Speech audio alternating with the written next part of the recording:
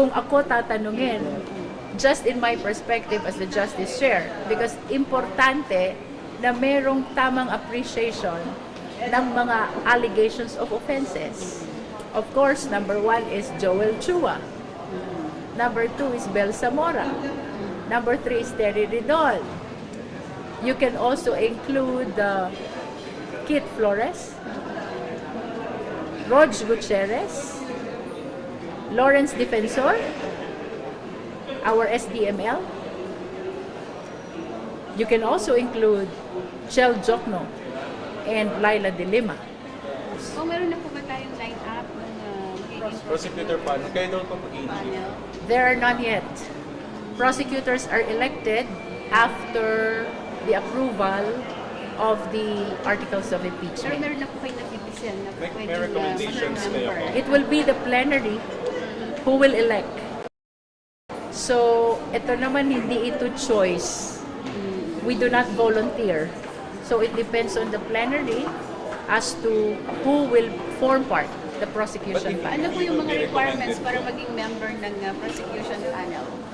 Ano yung mga requirements or kailangan na As public prosecutor, of course, you have to be a member of the House. Wala namang ibang requirement. Hindi Kailangan ba naman, ng abogado? it's not a must na actually the rules does not provide. The rules is silent about the requirement of being a member of the bar or a lawyer, di ba?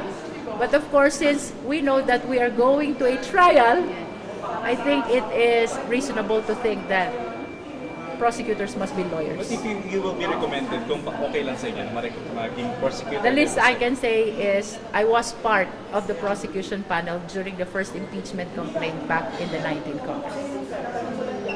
Thank you po. Gusto niyo banggitin ko kung sinong gusto kong Sige maging- kung sino ang gusto niyo ko. Kung ang sabi ni Kong Terry Ridon, isa daw siya sa sinabihan niyo. Okay. Kasi, Kong De Lima. Opo. Sino gusto ko kung ako tatanungin, just in my perspective as the Justice Chair, because importante na merong tamang appreciation ng mga allegations of offenses. Of course, number 1 is Joel Chua.